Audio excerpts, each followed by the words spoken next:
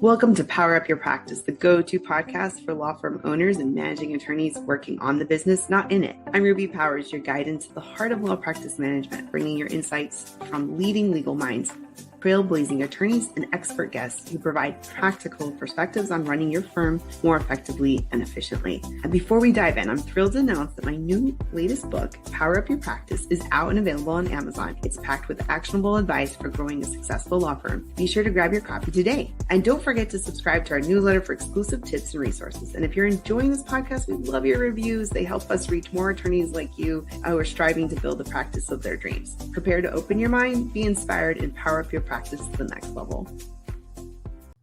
Hi everyone, this is Ruby Powers, and we have a special guest today, Donald Fonseca, who actually was our very first guest on episode numero uno. We recorded in December 2023, and it came out in January 2024 in our inaugural podcast episode. So he and I were talking recently, realized a lot's changed in a year, and we were doing our normal thing where we were talking about books and life and business, and decided, hey, why not turn into a podcast and do a year little check-in, because lots have happened since then. So Donald, why don't you, for those who have the chance to talk or get to hear your first episode, why don't you let people know a little bit about yourself, and we'll go ahead and dive in. A little bit about myself. Let's see. I've been an entrepreneur my whole life, since probably around 20 years old or so. And I've had several different businesses. My first business, I sold virtual currencies for online games.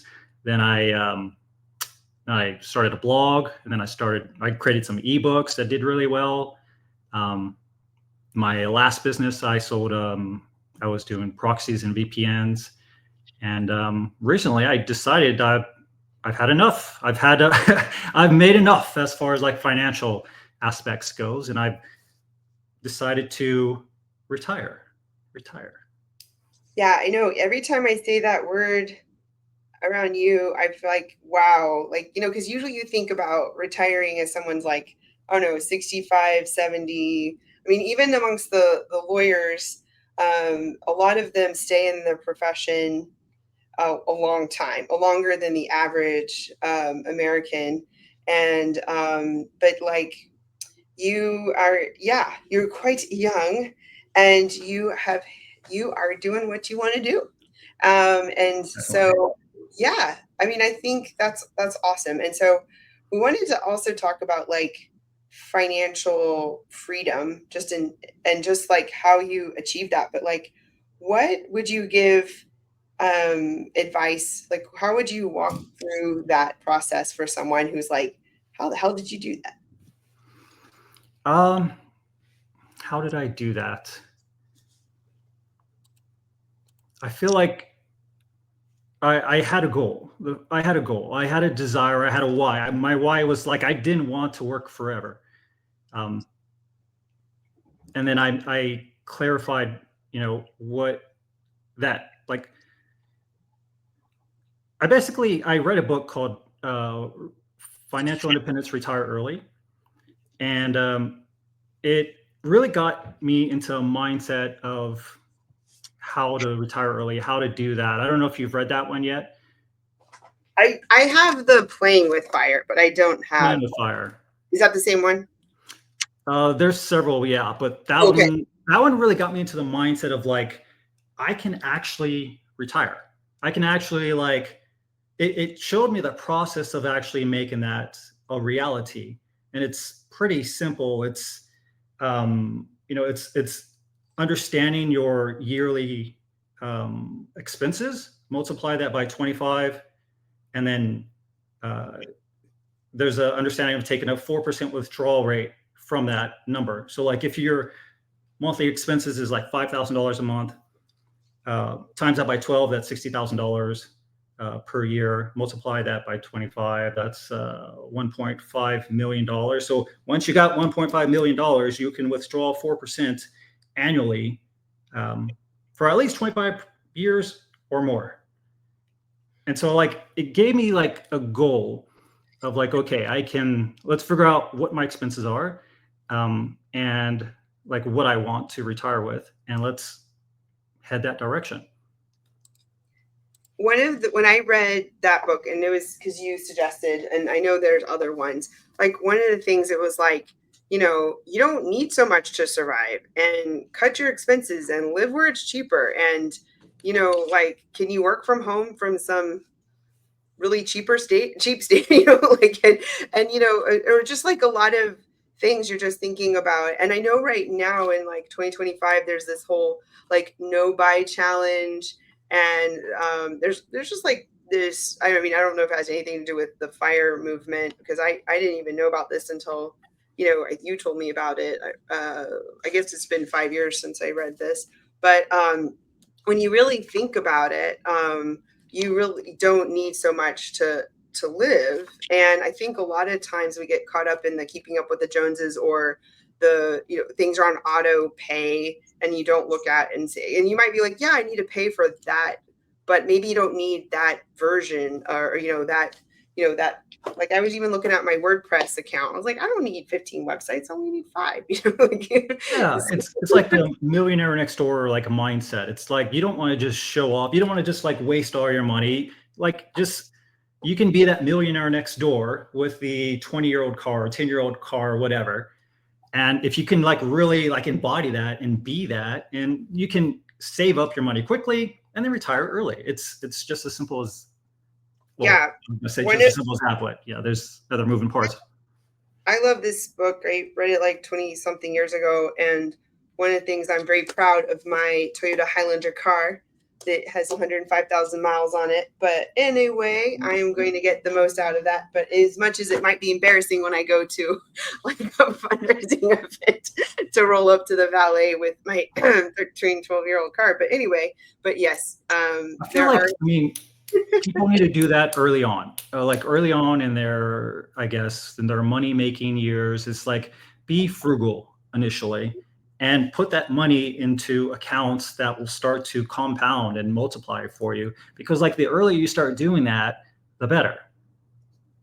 Yeah. And I think that people get really intimidated by that, because there's a lot of like, okay, we'll just go get a job and then have a 401k or IRA or whatever, and then eventually it'll all work out. But then what I'm seeing is a lot of my peers, we're in like our 40s to 50s or something like that. And even some of my colleagues, I mean, I've always had like friends that are a little bit older than me.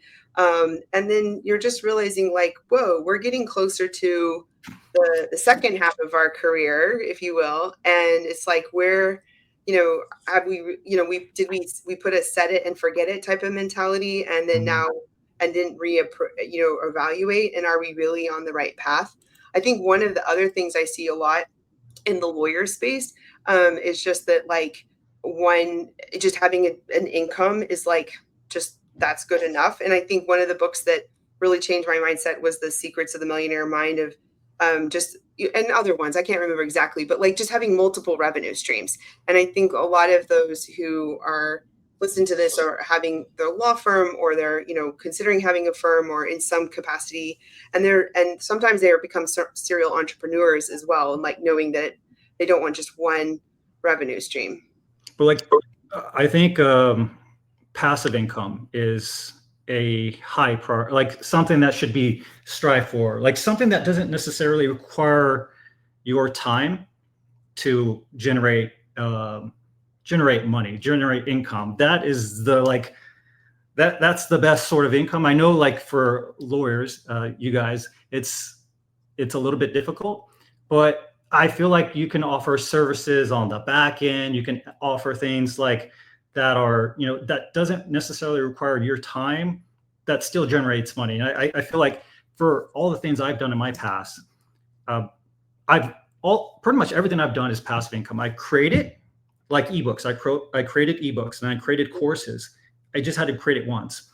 And then passively, people would purchase memberships from me, and that'll generate income overnight. Like, I'm sleeping and I'm making money. Same thing with like my proxy and VPN business. It's like we have that product, it's created, and just people can purchase it at any time. It doesn't require my time to actually be there. Same with like real estate. I have real estate as well. I have rental properties. That requires a little bit of time and effort, but not as much as you would think. It's pretty passive for the most part. But I think pretty much everything I'm doing, if it requires my time, I feel like I don't feel good. Like personally, I don't feel good doing it because I feel like that's a waste of time. And I maybe that's hard to hear. But I feel like there's only so much time in the day. And if I put a limit on my income via my time, that's not the right approach. But I'm talking to you. No, I agree with you. Okay. And I was going to say that the thing about lawyers, love us, is that we're in the professional service industry, and we're predominantly taught that, we charge in hours and our time. And so then it's hard to imagine replicating ourselves. But in my industry, a sub area of law, immigration, we do a lot of flat fee work, which relies on the team effort and not just, the attorney specifically. And so I think that helps me break free a little bit more from that. It just has to be my time, me as the managing attorney, law firm owner. And but I love what you're saying, like, courses, things, passive income from things that you don't have to be so hands-on. I think because like my first business, is a professional service industry that was a bit dependent on my time.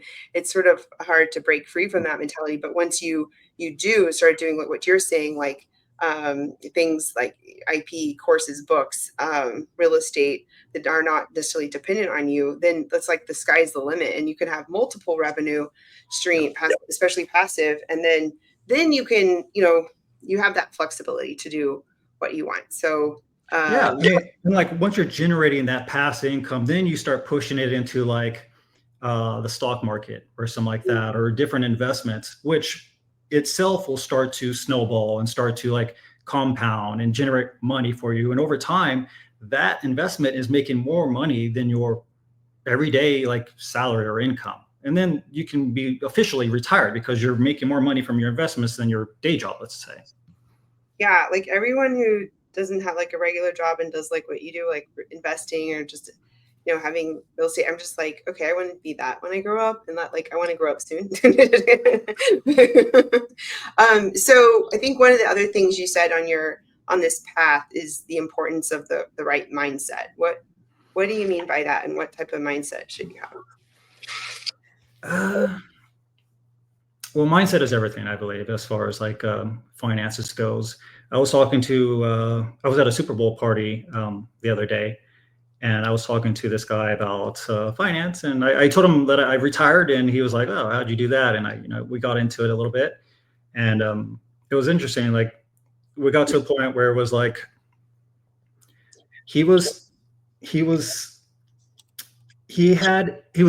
He was scared to take the risk. He was very risk adverse. Mm-hmm. And to me, that showed me that he was making decisions by his emotions. Mm-hmm. And you never want to make your financial decisions. You never want your emotions to guide your financial decisions. Emotions are great. I love emotions. But when it comes to finance and like things that require logic and math, it's like kind of like take that back. Maybe like if you're emotional about something, for example, like you're in the stock market, you lose like, I don't know, like 10 grand in a day because the stock went down a little bit. Some people might freak out and sell.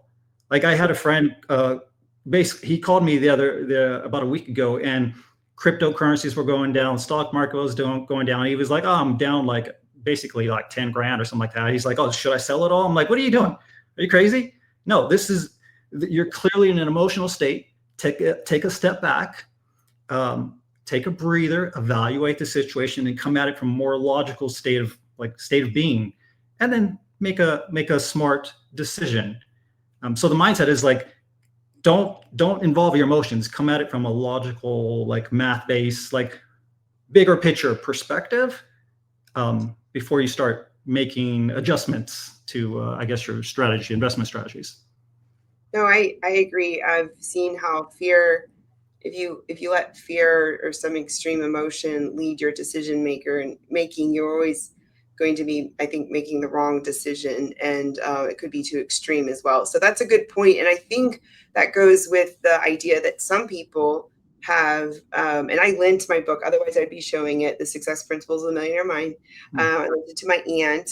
She was like, I can borrow it, right? Because you've read it. I was like, yes, but I like to keep some of my favorite books close.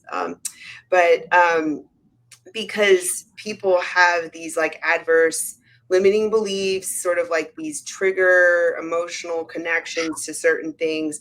And so then it can make like even just thinking about it or talking about it sort of like taboo. And just I think one thing I want to say to people is if they have something like that, they're aware of that, then just note that and start to talk and work through where that comes from and try to rewrite that situation, because that's going to, like you were saying, keep people from making logical decisions. And if they're letting their emotions lead the way, then that's not really going to lead to a good result. That's huge. As far as like a limited belief around money, a lot of people have what is that? Money is the root of evil. Oh yeah, yeah. There's that mindset. There's a mindset of like, okay, making money is difficult. It's too hard. Mhm. Maybe I'm not good enough for X amount of like money. Like I can't ask for this much of money. Like I'm not worthy of like asking for a certain amount of money. Just like any sort of like limitation with regards to money or abundance, you subconsciously hold that in your mind and you take actions, like subconscious actions, to kind of like make that your reality. So if you can like change your subconscious belief around it and change it from like a limited mindset to a more abundant mindset, be like, okay, I am worthy of this. Like it is definitely possible. It's easy to make money. If you can really embody that, then subconsciously it's like you're putting that out there, and it'll be reflected back to you in a sense. Like you'll start to take actions that represent that, like very, like much easier.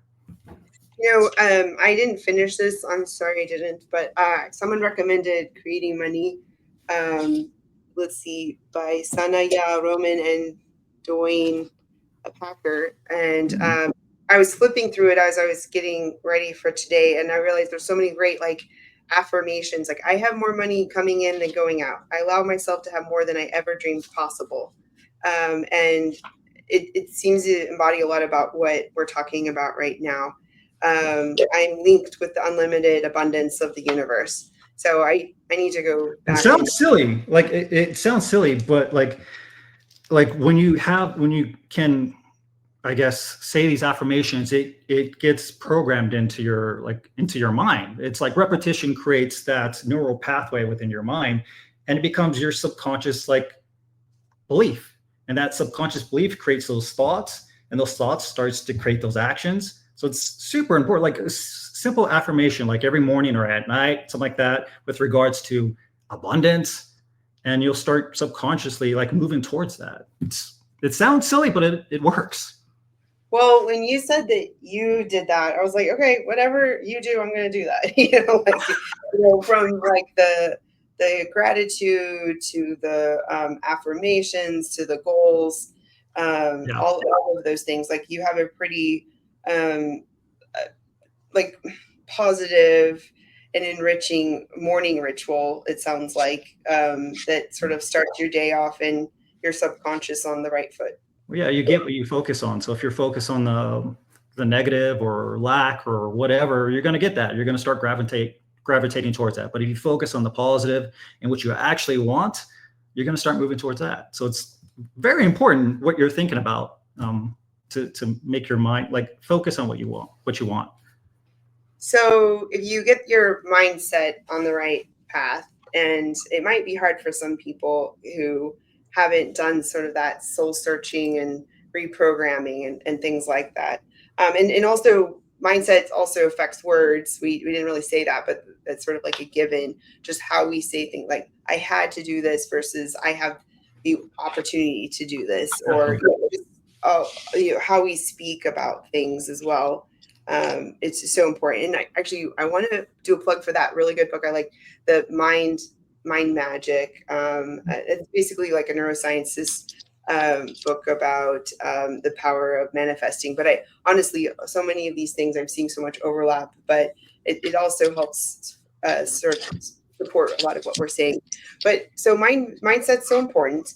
And then, okay, so let's say you've got your goals and your clarity, and you have your mindset in order. You've worked through some of your hang-ups on your limiting beliefs. What do you think someone who's like, okay, I gotta get this in order. I've got to confront some of my lack of knowledge or fear of money. What would you tell someone who's I mean, trying get to? educated. Get educated about money.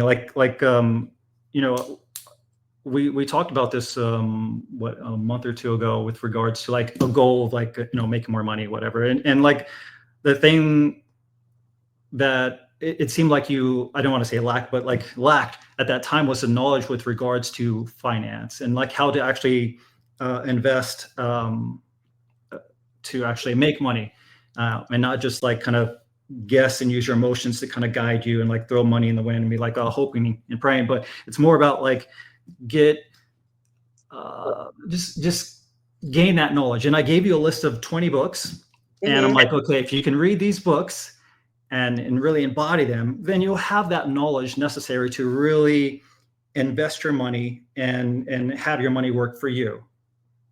Yeah, I felt like it was like, you were Mr. Miyagi and I was Karate Kid, and you were giving me like my what I needed to go do. And no, and then the first one was the Wealthy Gardener, and I loved, and I like binged it on Audible, and then I was like, wait, there's so many really good quotes, and oh my gosh. And then so then I bought the physical book, and I've never been that intense about something. And then I was listening to Audible, the same book recently, because I was just like, that's so good. I think there's so many good nuggets like condensed in the book that it's like, whoa, I could read this over and over again. I guess it's probably sort of like the Jack Canfield book I really love too. Or you could Definitely. Like that was one of my favorite books, The Wealthy Gardener. Like I read it, I don't know, it feels like 10 years ago. It was probably like 6 or 7 years ago that I read it for the first time. And it just gave me a lot of like, just like life lessons, but then it was geared towards like finance as well. And like how to like, it taught about mindset. It taught about like the practical aspects of like, investing, such as like something basic, like instead of just like basically gambling with the stock market, just like picking random stocks, you want a dollar cost average into like index funds, something as simple as that. It had a lot of practical advice. It was a great book. I love that book. Yeah, there was management in there. There was like philosophy, if you will. One of the things I was talking to my class recently about it. I was like, he calls it an impact activity, is an action that earns a goal or condition. It's almost like an intense unit of time, an impact activity. And if you're unhappy with the harvest we're reaping, we should sow different seed. Phil Pringle. And then there's another good quote. So many good quotes. Is like, here we got Peter Drucker, our friend, with management. Doing the right thing is more important than doing the thing right. Deep. There's so much. And so he says, life lesson, impact activity. I saw that only a few actions earn tangible rewards, and I rearranged my schedule for the best activities. And that reminded me of sort of what I was teaching last week about the importance of time, and and the whole like concept of rocks, and that whole putting the big rocks in the jar first, and then if the water doesn't fit in, okay, who cares? But you got the big stuff in. And But how do you know what are the big rocks? Like one of the lessons in the Gardner book was about retreats, taking a retreat just to think. And it's that space that you give yourself to think that you can really clarify what it is you want, which could be those big rocks, those big goals, or whatever you want. No, I agree. And I say that a lot. Like a lot of times we just get on this autopilot and we don't really sit down and reflect. And even we're having fun just talking about this stuff right now, and just thinking that's a good point. What are the big rocks? And you set some goals in the past and you feel like you're sort of on them, but are you really? speaking of goals, we both were going through the 100-day goal journal recently. More you than me, but someone gave it to me, and then I didn't use it for a little while, but now I'm working through it a little bit more. But yeah, a little bit more. Yeah. But anyway, you've been using it recently, and that do you just like the whole importance of going back. I mean, this particular one, I do other goal setting things, but like just sort of really coming down to what are a few big goals and then breaking them down into small ones. Like that's more or less what the concept is. But when you try to do too many things all at the same time, you don't get any of them It's done. stuck. Yeah. Like, I don't know. Yeah, I had a problem at one point where I was doing like 8 different goals at a time, and I was like, and then like none of them get done. And so with this goal book, I purchased 3 of them, and so I'm doing 3 different goals right now. One's about like I'm in the process of moving, and I'm moving from my old house, and I want to sell my old house. So one of the goals is to sell that house for $750,000. That's my goal within the next. I think I have 80 more days left. Like another goal is like a fitness goal. So I'm like getting my gym set up, making it like how I like it. Trying to get my calories on points, my diet on points, and just like it's really keeping me focused there. And another goal, I think it was a finance goal. Like getting my finances like organized and more focused on and like more optimized. I've kind of shifted away from like the work aspect of work and more into like managing the money. And so that's the goal. It's like, okay, let's manage this money and keep it healthy. So those are my 3 goals. That's awesome. And then are you finding yourself overwhelmed with handling phone calls and spending endless hours on consultations that just don't qualify? Well, let me introduce you to Staffy Live, your ultimate solution for 24/7 live receptionist and intake services tailored specifically for law firms. Now, picture this: empathetic, truly bilingual specialists who understand the intricacies of client care and are experts at asking all the right questions to qualifying callers efficiently. Now that with Staffy Live, you'll feel like you have a trusted partner by your side, ensuring only qualified consultations make it on your calendar and providing valuable follow-ups when needed. As someone who's been using Staffy Live for my own law firm, I couldn't be happier. And I guess what Staffy Live is now offering a generous 15-day free trial with no strings attached. You can head over to staffy.cc. That's stafi.cc and click get started. And don't forget to use the code RUBY, RUBY. Your future self will thank you. You know that you're just either working on one of those 3 or some subsection of it all the time. And then you'll be able to see sort of reminding you of like traction and like having only a few rocks per quarter and then breaking it down. That way you feel like, oh, I accomplished something, and it'll build your psyche and your confidence. Like, okay, I did that, and what else can I do? Type of thing. And then like you were saying, like if you free yourself up from some of these things, like, you know, not having to worry about having to maintain 2 homes, or like you don't having to pay for that or whatever, like you can focus and free up your energy to do other things. So right now I'm like, okay, I can get rid of my old house, sell it, and then once I sell it, then it's no longer like something I have in the back of my mind distracting me. I can refocus all that energy back on my new house and making it how I like. Put that energy into my new house.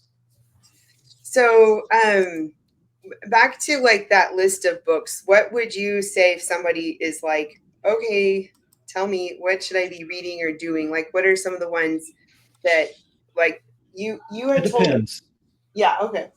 It depends where a person's at. Like for you, like I thought The Wealthy Gardener was a really good fit because it was not too deep into the financial aspect. It wasn't boring. It had a story along with it. It had like philosophy. It had mindsets around it, and it was a good story. And I really like it. So that's why I suggested it to you, because it's a nice introduction into this world of finance. And then like after that, a nice like more technical book would be great for you. A little bit more technical that would talk about like maybe the stock market and how to like properly like, or maybe in the real estate, like one of the real estate books. But for any random person, probably like any random person, The Wealthy Gardener is a really good place to start because it talks about your beliefs and mindsets and about it like really well, and then it shifts into the technical, but it doesn't go too much into it. And it's like I said, it's like a really nice story. It's really like it's a father and son type of like a mentor teacher type of book. Probably that one. That was probably the best one for anyone, really.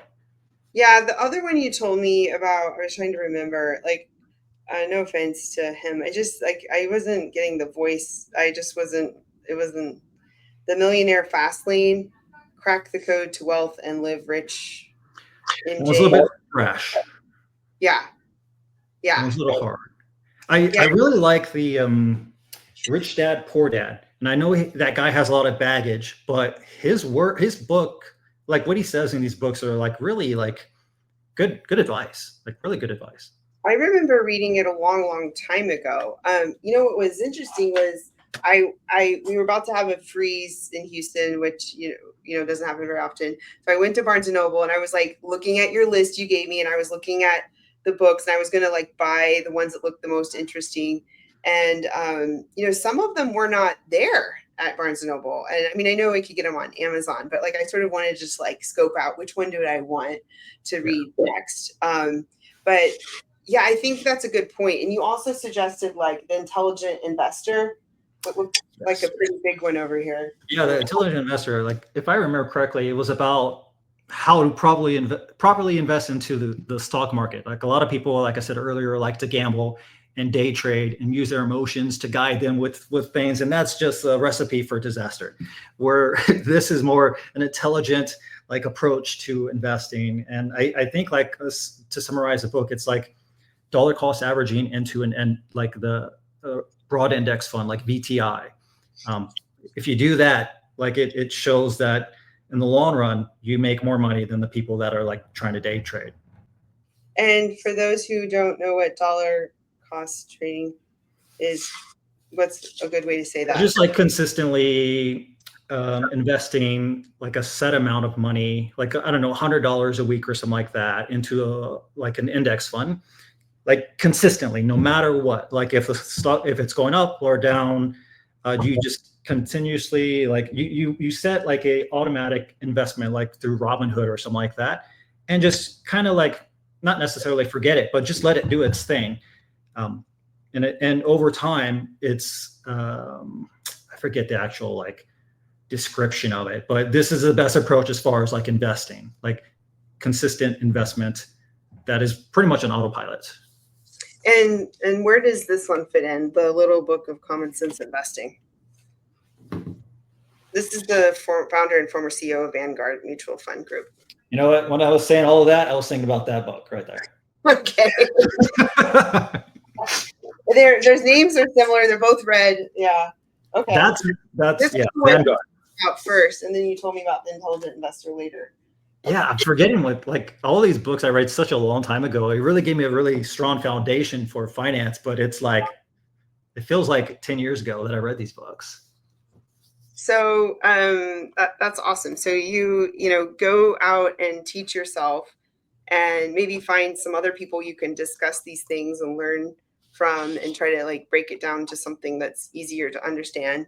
And then just start like making sure you change your mindset about money and have more of an abundance mindset and put your plans in motion, basically. Yeah, I read until the books are basically saying the same thing. Like, after a while, you're reading this like a certain genre, and then the same lessons, the same things kind of pop up. And when you start to notice that, to me, that's like, okay, I've kind of mastered this like area of focus. And I did that for like finance, like a long time ago. I'm like, okay, I mastered it. I read all these books. I learned what I needed to learn. I have a really strong foundation for finance. Let's take what I've learned and move forward with that. Yeah. And I do that for like a lot of different, like any area that I need to master or learn about. Like I've done that with like emotions and like our thought patterns and like relationships and like understanding like traumas and like healing, all sorts of things. Anything I needed to learn, I just love reading about it. So I think that's a really good way to say you've hit that mark of like you've got this topic, and I've seen that a lot with the different subsections that that I've read sort of alongside you as well. It's like, okay, I'm starting to see the same thing over and over again. So that's sort of a nice litmus test. So now, like for you, like for what's next for you? Like now that you have um, this newfound freedom. That's where I'm gaining clarity. I'm still gaining clarity. Like I have that freedom that I've Yeah. wanted for such a long time, and I'm like my initial like response to that is like I want to go to the things that are I'm passionate about, that are like my creative pursuits, things that make me happy. And I love to write, so I would love to like spend some time on that. I love to like teach people things, so maybe I can try that and just kind of see what feels right, and kind of like if like a certain area of focus, like I really enjoy it, I'll dive deeper into that and explore that further and see where it takes me. So I'm kind of like not in a limbo or something like that, but I'm like kind of feeling out like what I want to do next in my life. Yeah, that's like a transition place, but you have the freedom to do it on your own timeline and not the pressure. I've seen this happen with some of my business friends who like sold a business, for example, and then they were very like antsy to like do the next thing. And I think that's really wise that you're using this time to just, what do you really want to do, and where do you want to spend your energy? And I think that's another takeaway for people listening. Like, we're not saying we all have to go retire right away, or that's the penultimate success indicator, but I think the point is that you have the freedom to do with what you want with your time. And if it is that you want to keep working in your law firm, or maybe work part-time, or be of counsel, and or just show up for the media interviews and a few consults, or I don't know, whatever, like that. But being able to have that flexibility to do that, that's, yeah.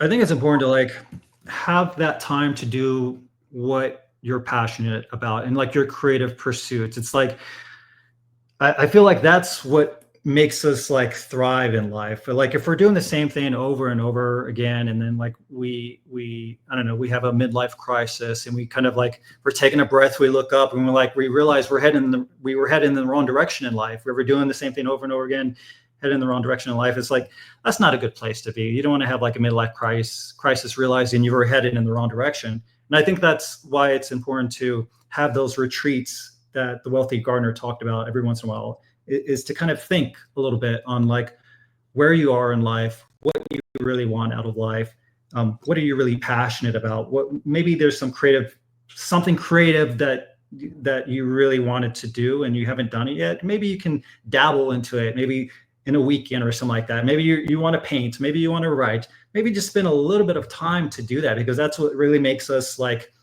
I don't know, Come to life. make our like feel alive. Yeah, that's a good way of saying that. Like people need to do that, because like if all they do is the same thing every day, and yeah, it's about taking that time to really think about what makes your heart sing, I guess. Yeah, I love that. And it goes in line with a lot of that concept of working on the business, not in it, and giving yourself time to really think and reflect. And I think about like how about, I guess it's been a year and a half since we were in Costa Rica, and just giving ourselves that time to just really reflect. Like there's something about getting away from the hustle and bustle in a different environment. You see things from a different perspective. Like I was even watching Dead Poets Society this weekend, and the whole like standing from the top of the desk just to see something from a different perspective. Like there's a lot of value in that. And I think that's why getting away from your normal life for a little bit, that retreat, and giving yourself that freedom of to the thought and space to not have to be doing, that I think that's a good reminder. And that, because everything you said, it all starts with clarity, and then pursuing your path from there. Yeah, once you have clarity of what you really want out of your time on this planet, then you can start heading in that direction. Yeah. So you are our first ever true repeat guest. And I know that you like Monopoly, so I'm not going to ask you your favorite board game. I going to ask you one of our new questions, which is like, what do you think is a habit that contributes to your success? Well, my morning, I would think I call it the morning like power hour, and it's usually like, okay, the first like hour of the day, or I mean, not necessarily like an entire hour, maybe 15 minutes or something like that. But I like to start the day with a gratitude practice, because it primes me to focus on the good things, the positive. So I would be like, okay, I'm thankful for this, I'm thankful for that, thankful for whatever, like I'm thankful for in that moment. And then like once I do that, then I'll like meditate for like 5-10 minutes just to kind of clear my thoughts, clear my mind, and then I'm good. It's like but I have to do that. Like for me, I have to do that. Otherwise, it's like my immediate thought is like, okay, worry, or like maybe some sort of like something not necessarily positive. So I have to like, for me, I have to like prime it and start with a gratitude practice and then go from there. And it like sets me up for success for the day. Oh, that's awesome. I definitely need to keep improving my start of the day, but I feel like it's like Groundhog's Day, and you're like, okay, I have a chance to do it a different way, and then like, how do I no? But definitely for me, the like, walking and sort of having some quiet time where I'm not just like on my phone trying to start answering questions or answering emails and things like that. But like I see that the value of just having that clarity, and the affirmations and the gratitude and the journaling, meditation, all those things are important to contribute to incorporate.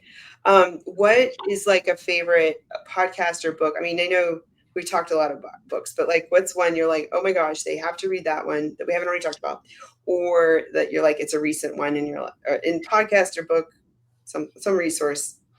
Dude, a podcast, like, so I was just listening to this podcast yesterday and I thought this guy was really interesting. Let me get him. Awesome. He's like a Shaolin master, and his name is, what is his name? I don't know. Let me get a picture of him so maybe people can see him. I don't know if you might have seen him. This guy here. He's a Oh, shallow master. He talks about philosophy and like life and like manifesting and goals, but he's brilliant. He's SHIHENGYI.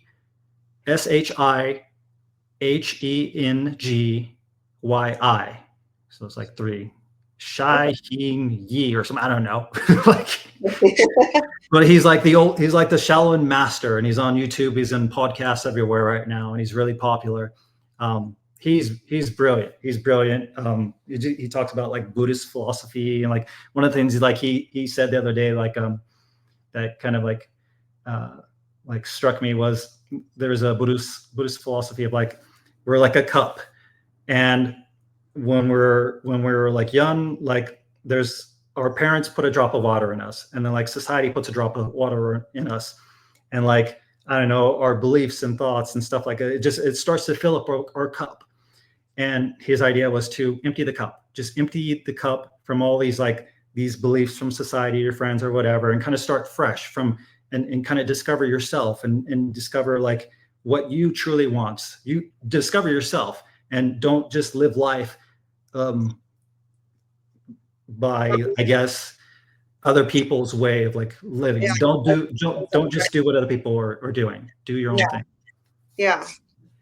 Oh, that's makes me think also about Dead Poet Society, and I hadn't watched that in a long time, but yeah, just like following your own path, and which it can be really hard, especially if you've been ingrained with a lot of like societal or familial or cultural expectations and things like that. It's definitely worth it to do it, just to kind of examine your like the baggage that you carry along with you. Like, what do you think about like relationships? What do you think about money? What do you think about the world? What do you think about people? And just like kind of like write that down maybe, and then start to question if it's true or not. And then you can kind of change it. It's like changing your story, changing like your programming basically. And then if you can really change it to something that benefits you, you can take that with you and like, yeah, have a more successful, better life, I guess. Yeah.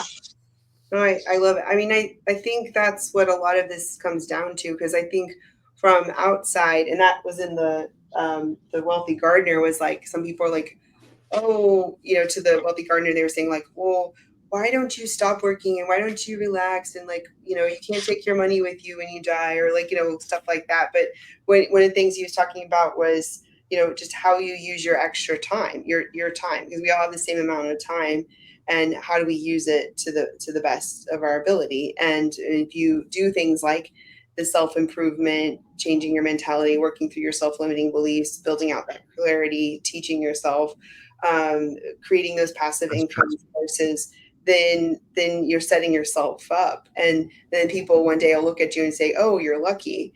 And you're like, no, that wasn't luck, and That's yeah. very true.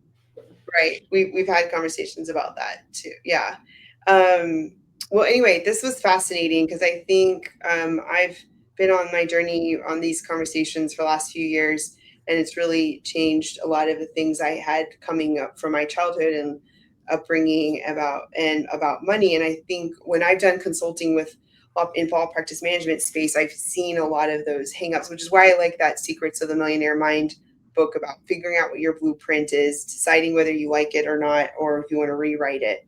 And sort of like blueprint, whether that's A brilliant book. I yeah, love how that's yeah, structured, how it's structured it, and like how to like change your blueprints. I really like that. yeah.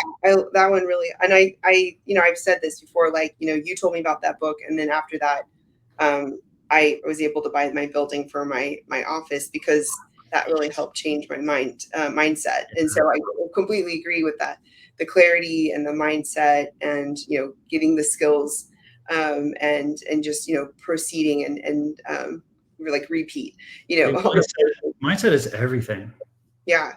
No, I agree. And then I think the other thing, which I know we're closing up here, but like, is just, being surrounded by other people who are gonna, in that higher vibration, and believe, in that abundance, because you are like pretty much very similar to the sum of the 5 people you hang out with the most. And are they like in a fixed mindset versus the growth? Do they have abundance or scarcity? I think take stock of the people you hang around, because no wonder if you're around a lot of fixed scarcity mindset folks, then it's going to be hard for you to break free. Oh, yeah. I have to be very careful with like people like that. I've like, when they say something that is like a limited belief or something negative, I literally turn it around on them. Like I'll say the opposite of what they're saying, just for my own sake, but for them too, because they're like, oh, like this is difficult, this is hard. I'm like, I don't know. I'll say, oh, it's easy. It's like effortless or something. Yeah. I'm a little bit annoying with it, but I'm like, come on, like change your mindset, change your thoughts, and you'll get what you want rather than what you don't want. I've started to realize, I think I'm like on the path of like a life coach or something, because I catch myself talking like this with my clients too. I'll be like, let's think about the positive, like let's take stock of what we should be grateful for. Like, and need that these days. Oh no, they do. I mean, I'm doing it for myself too. Like, I'm like, we need to be positive. We need to find this glimmer of hope out there. But no, but I catch myself even with the clients. I'm like, let's, like you're saying, like turn it around and see how we can change that perspective.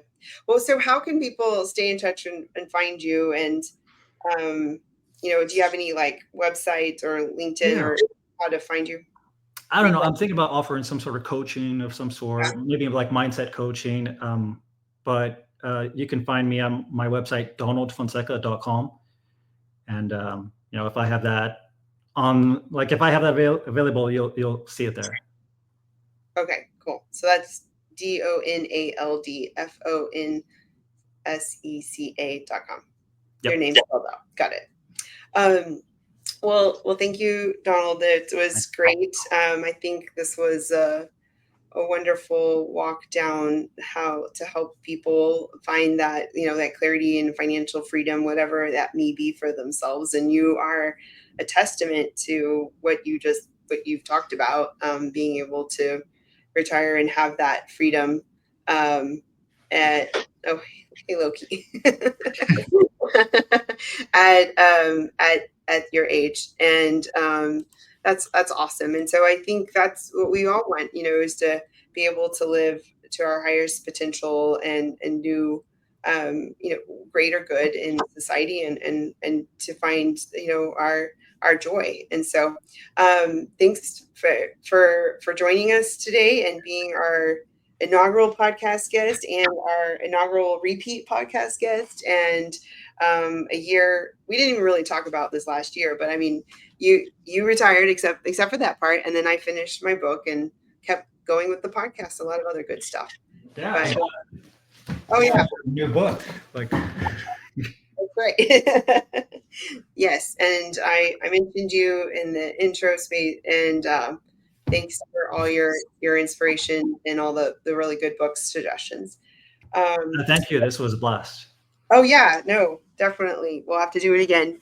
And well, thanks everyone for listening. Thanks for joining us on today's conversation. Hopefully you found it enlightening as well.